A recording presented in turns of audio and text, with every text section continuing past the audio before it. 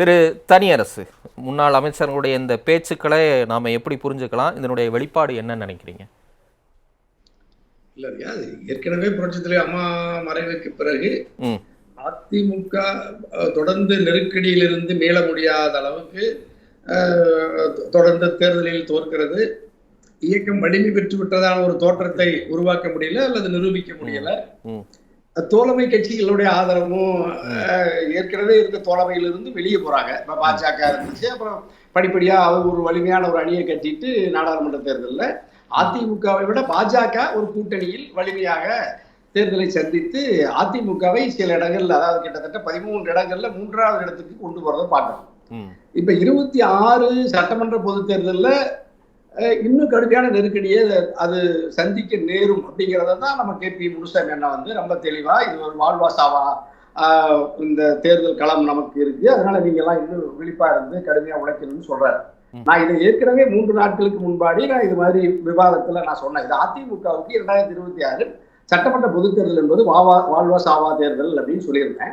அது விஜய்க்கும் அப்படித்தான் சொல்லியிருந்தேன். ஏன்னா அது உங்களுக்கு தாவேகா, அதிமுக, எடப்பாடி, விஜய் 2 பேருக்குமே இது வாழ்வா சாவா. அப்ப இது அது கூட அது ஒரு துவக்க நிலையில ஒரு விஜய் வர்றாரு, அதுல ஒரு பின்னணியை சந்திக்கிறாரு, விலகிடலாம். ஆனா அதிமுகவை நம்ம அப்படி பார்க்க முடியாது. ஏன்னா ஒரு கருத்தியல் இயக்கம், ஒரு தத்துவ இயக்கம், தமிழ்நாட்டில் ஒரு 53 ஆண்டு காலம் அரசியல் முன்னணியில் இருந்த ஒரு முதன்மையான ஒரு கட்சி அதிமுக. ஆனா எடப்பாடி பொறுப்பேற்ற பிறகு அது ஒரு முதன்மையான அரசியல் கட்சி என்கிற நிலையில் இருந்து அது 2வது இடத்துக்கு போய் இப்பொழுது 3வது இடத்தை நோக்கி அது நகர்கிறது. இல்ல அது திட்டமிட்டு நீங்க அந்த பிம்பத்தை வச்சுக்கிட்டே இருக்கிறீங்களா? அக்னீஸ்வரன் கூட அதான் கேட்கிறாரு. எதுக்கு இதை ரொம்ப நாளா நம்ம பேசிட்டு இருக்கோம். OPS வெளியேறினதுல இருந்து இது பேசிக்கிட்டே இருக்கக்கூடிய ஒரு விஷயமா தான் இருக்கு. மறுபடியும் அந்த இடத்துக்கே நம்ம போகணுமா? அதையெல்லாம் ரொம்ப தூரம் கடந்து 2026க்கு ஆயத்தமாகி கூட்டணி பேசக்கூடிய நிலை வரைக்கும் எடப்பாடி பழனிசாமி போயிட்டாரு. இன்னமும் நம்ம பின்னாடி இருக்கக்கூடிய கதையை பேசிக்கிட்டே இருக்கிறோமா? நம்ம பேசலையா? இன்னைக்கு அதிமுகவினுடைய எடப்பாடியினுடைய வலதும் இடதுமாக இருக்கிற அல்லது இதயமா இருக்கிற தங்கமணி ஐயா என்ன சொல்றாரு? ஐயா நாங்க தலைமையிலிருந்து ஒரு ஆய்வுக்காக வந்திருக்கிறோம். ஒரு மிக மூத்த அமைச்சர் புரட்சித் தலைவர் காலத்துல இருந்து சீனிவாசன் அண்ணா வந்திருக்காரு, நான் வந்திருக்கிறேன். ஆனா நீங்க அரங்கத்துல ஆய்வுல நாங்க நாங்க நாங்க பாட்டுக்கு பேசிட்டு இருக்கிறோம். நீங்க உள்ள கூட்டமா நீங்க இதை பத்தி கவனிக்காம நீங்க உங்களுக்குள்ள பேசிட்டு இருக்கீங்க. இப்ப அக்னி சொன்னார்ல, இப்ப யாரு வேணாலும் பேட்டி கொடுக்குறாங்க. அதிமுகவுக்கு யாரு பொதுச் செயலாளர், யாரு மாவட்ட செயலாளர், யாரு தலைவர்னு தெரியல. எந்த கூட்டணி குறித்து வேணாலும் செல்லூர்ராஜ் என்ன ஒரு கருத்து சொல்லுவாரு, KP முனுசாமி என்ன ஒரு சொல்லுவாரு, CV சண்முகன் ஒரு கருத்து சொல்லுவாரு. ஒரு கட்டுப்பாடற்ற நிலையில் இருக்கிறத நம்ம ஒரு பலகீனமா சொன்னா எங்க அக்னி என்ன சொல்றாரு பாருங்க. அது அம்மா காலத்துல அப்படி இருந்துச்சு. இப்ப எடப்பாடி காலத்துல கட்டற்ற சுதந்திரம் இருக்கு. யார் வேண்டுமானாலும் எந்த கருத்தை வேண்டுமானாலும் சொல்லலாம். அதன் அடிப்படையில் KP முனுசாமி என்ன சொல்றாரு, வாழ்வா சாவா. அதனால என்னங்க இருக்கு, அவங்க அதிமுகவுடைய முன்னணி தலைவர்கள் ஒரு கருத்து சொல்றாங்க, முடிவா எடுக்கிறாங்க. முடிவு எடப்பாடி பழனிசாமி தானே எடுக்கிறாரு. அதுல என்ன உங்களுக்கு சிக்கல் இருக்கு? எடப்பாடி பழனிசாமி ஒற்றை தலைமையா வந்ததற்கு பிறகு வேற ஏதாவது மிகப்பெரிய அளவுக்கு நீங்க சொல்லக்கூடிய சலசலப்பு எதுவும் உருவாயிருக்கா என்ன? ஐயா அது மூழ்கிக்கிட்டு இருக்கிற பொழுது என்ன சலசலப்பு வரும்? தொடர்ந்து பின்னோக்கி பின்தங்கி வருது. அது தொடர்ந்து தோல்வியை சந்தித்து வருகிறது. அது வலிமை பெறுவதற்கான ஒரு சூழல் அங்கே கண்ணு கெட்டிய தூரத்துக்கு காணாம். எடப்பாடி அந்த ஆய்விலிருந்து தோல்வியிலிருந்து விழித்து கொண்டு தன்னுடைய இந்த அரசியல் வியூகத்தை மாற்றி அமைத்திருக்கிறாருன்னா இதுவரைக்கும் மாற்றி அமைக்கல. சரி, என்ன வியூகம் தான் அமைக்கணும்ன்றீங்க? நீங்க ரொம்ப காலமா சொல்றீங்க எடப்பாடி பழனிசாமி தலைமையினால அதிமுக மூழ்கிற கப்பலாயிருச்சு, வீணாய் போயிடுச்சுங்கிறீங்க. இப்ப என்னதான் தீர்வு? எடப்பாடி பழனிசாமிக்கு மாற்ற நீங்க என்ன சொல்ல வரீங்க? எந்த தலைவரை கொண்டு வந்தா அதிமுக உருப்படும் நினைக்கிறீங்க உங்க பார்வையில? நான் கண்ணு கட்டிய தூரத்துக்கு பார்த்துட்டேன். அந்த 2 கோடி உறுப்பினர்கள்ல யாராவது ஒரு நம்பிக்கைக்குரியவரா யாராவது கண்ணுக்கு புலப்படுறாங்களான்னு பார்த்தா தெரியல. அதுதான் எனக்கே வியப்பா இருக்கு. இவ்வளவு ஒரு அழகான கட்சி, ஒரு தத்துவ இயக்காது. அது புரட்சி தலைவர் அம்மா காலத்துல இருந்து பல பேர் இருக்கிறாங்க. ஆனா அந்த ஒரு கட்சியினுடைய அடிப்படை கொள்கைகளை வெளிப்படுத்தி உயர்வு தாழ்வு கருத்து வேறுபாடு பாகுபாடு இல்லாமல் அனைவரையும் அரவணைக்கிற அந்த பண்பு, அதாவது புரட்சி தலைவரை போல, புரட்சி தலைவர் அம்மாவை போல, அல்ல அவங்க மாதிரி கூட வேண்டாம், அதுல ஏதாவது ஒரு பாதி அளவாவது கட்சிக்காரர்களை மதிப்பது, தொண்டர்களை மதிப்பது. என்ன திரு தனியரசு, உங்களுக்கு கண்ணு கெட்டல தெரியலங்கிறீங்க, கூட்டாட்சி தத்துவம் இல்ல உங்களுக்கு தெரியலங்கிறீங்க, அப்புறம் எடப்பாடி மேல விமர்சனமும் வைக்கிறீங்க, அப்புறம் என்னதான் பண்ண முடியும் சொல்லுங்க? ஐயா இப்ப நம்ம விரும்பினாலும் விரும்பாட்டி இப்ப அந்த கட்சிக்கு அவர் தான் பொதுச் செயலாளர். அப்புறம் என்ன உங்களுக்கு? அப்ப இது தனிப்பட்ட வன்மமா தானே பார்க்க முடியும். இல்லையா, நான் அவர் வெற்றி பெற்றாருன்னா நம்ம இதை விவாதித்தலையும் நம்ம எடுத்துக்க மாட்டோம்ல. அவர் வெற்றி பெற முடியல, வெற்றி பெற முடியாதுன்னு தனியரசு சொன்ன அவர் எப்ப வெற்றி பெற்றாரு? அது நீங்க நான் தான் உள்ளாட்சியில திமுக காரங்களாம் சொன்னாங்க, உள்ளாட்சியில அவர் ஒரு 60 விழுக்காடு 70 விழுக்காடு தனியரசு தான் சொன்னாங்க. 100 விழுக்காடு திமுக வெற்றி வரும்னு சொன்னேன். ஒரே ஒரு நகரமன்றம், ஒரு யூனியன் எந்த இடத்துலயும் கண்டு ஒரு மாநகராட்சி அதிமுக கைப்பற்ற முடியல. கோவையில கொங்கு மண்டலத்துல கோட்டையா இருக்கிற இடத்துலயே 100 இடங்கள்ல 99 இடம் திமுக தான் இருக்கு. அப்ப நான் சொல்றது ஏதாவது நான் தனியரசு சொல்லுவதில் ஏதாவது பிழை ஏற்பட்டு உண்மைக்கு மாறா சொன்னா பரவாயில்ல. நான் எதையும் உண்மைக்கு மாறா சொல்லல, களத்தில் இருக்கிற உண்மையான நிலவரத்தை சொல்றேன். ஆனா எடப்பாடி ஐயா ஒரு பொதுச் செயலாளர் இருக்கிறாரு, பரவாயில்ல.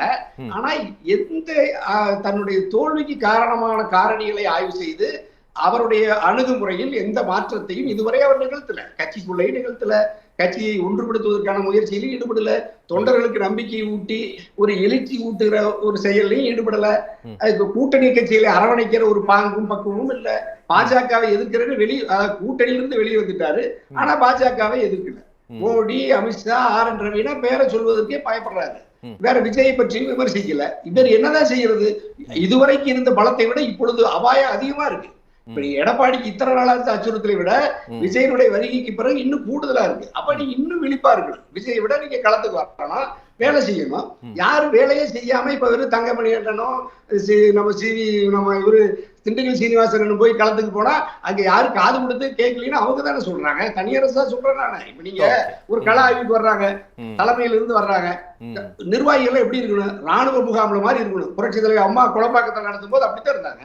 அப்படியே நீங்க உலகமே பார்க்கணும். ராணுவத்துல கூட சலசலப்பு இருக்கலாம், அதிமுக தொண்டர்களுக்குள்ள ஒரு சலசலப்பு இருக்காது. இப்ப எப்படி இருக்கு? நீங்க 2 நாளைக்கு முன்னாடி பெருமானூர்ல ஒரு பொதுக்கூட்டம் நடக்குது. இருக்கையை கொடுத்து சேரை கொடுத்து ஒரு 1000-2000 பேர் தர வச்சு அந்த சேருக்காகவே அவங்க உட்கார்ந்து சேர் கூட்டம் முடிஞ்ச உடனே அந்த சேரோட கலைஞ்சு போறதை இன்னைக்கு எல்லா சமூக வலைத்தளங்களையும் மானம் போகுது. நீங்க அதுக்கு முன்னாடி கோவையில கூட்டம் நடக்குது, செங்கோட்டை பொதுக்கூட்டம் நடக்குது, 1 மணி நேரம் ஆளே இல்லாம முன்னாள் அமைச்சர் பேசுறாரு கோவையில. இது பூரா செய்தியா வருது, பூரா நெகட்டிவா பலகீனமான செய்தி நாளுக்கு நாள் வேகமா பரவுது அதிமுகவுக்கு எதிராக. ஆனா திமுக வலிமையா இருக்குது. தாவேகா, நாம் தமிழர் மாதிரியான கட்சிகள் வளர்ந்து வர்ற ஒரு பாசிட்டிவான செய்தி உலக நாட்டுக்கு போகுது. அதிமுகவின் மீது தனியரசுக்கு இருக்கிற அக்கறையினால சொல்றேன். எடப்பாடி ஏதாவது ஒரு ஆய்வு செய்து தன்னுடைய கருத்தில் தன்னுடைய நிலைப்பாட்டில் மாற்றி அணுகுமுறையில் மாற்றி ஜனநாயக பண்புகளோடு இன்னும் அறிவுபூர்வமா அதை ஆய்வு செய்யணும் அப்படிங்கிறதுனால நம்ம சொல்றேன். இந்த நிலை நீடித்தால் இப்ப நீங்க முனுசாமி என்ன சொன்ன மாதிரி அந்த வாழ்வா சாவாவில் சாவு உறுதியாகி போயிடும். சாவுனா தோல்வி உறுதியாயிரும். தங்கமணி என்ன சொல்ற மாதிரி 2026 எதிர்கட்சியா கூட வருமானு எனக்கு அச்சமா இருக்கு. அவராவது எதிர்கட்சின்னு ஒரு கௌரவமா சொல்றாரு, அதற்கே ஒரு அச்சமா இருக்கு. திண்டுக்கல் சீனிவாசன் சொன்ன மாதிரி 50 கோடி 100 கோடின்னு கேக்குறாங்க, 20 சீட்டு 30 சீட்டு கேக்குறாங்க அப்படின்னு சொல்றாருல. அது இனிமேல் 500 கோடி கேட்பாங்க, 50 சீட்டு 100 சீட்டு கேட்பாங்க. அப்ப நானா சொல்றேன், அந்த கட்சியினுடைய எடப்பாடியுடைய தளபதிகள் வலது இடதுமா இருக்கிறவங்க இந்த நெருக்கடியெல்லாம் சொல்றாங்க. நன்றி நன்றி. தனியரசு சொல்லுங்க உங்க நிறைவு கருத்து. இல்ல இப்ப ஆட்சி, அதாவது இப்ப ஆட்சிங்கிற கப்பலை கரைக்கு பத்திரமா கொண்டுட்டு சேர்த்துறது எடப்பாடி அண்ணன் ரவி குழந்தைய சொன்னாங்க. அதுல பிழையானது. அதுல மோடி ஐயாவும் அமித்ஷா ஐயாவும் கப்பலை ஓட்டுறாங்க. ஒரு பக்கத்துல இருந்து சென்ட்ரல் இருக்காங்க, அவங்க எப்படிங்க கப்பலை ஓட்ட முடியும்? பாஜக மோடி அரசுடைய துணை இல்லாம எடப்பாடியால அந்த கப்பலை அவங்க என்ன நீங்க நான் என்ன கேக்குறேன், சட்டமன்ற உறுப்பினர் குறைபாடு இருந்ததா, என்ன பிரச்சனை இருந்தது? அதாவது தொடர்ந்து புரட்சி தலைவர் அம்மா கூட வெற்றி வாய்ப்பை இழந்தாங்க. அம்மா எந்த அளவுக்கு வெற்றி வாய்ப்பை இழந்தாங்க? 2006 எதிர்கட்சி, 2009 நாடாளுமன்ற தேர்தலில் தமிழரசையாவே சொல்லிட்டீங்க 12 நாடாளுமன்ற உறுப்பினர். ஆனா எடப்பாடி எங்க 12 உறுப்பினர் பெற்றாரு? பரவாயில்ல 8, இல்ல வேண்டாம் 5, இல்ல 1, எதுவுமே இல்லை. 2019 ஏதோ ஓபிஎஸ் என்ன கூட இருந்தாரு, 1 தேனி இருந்துச்சுல்ல.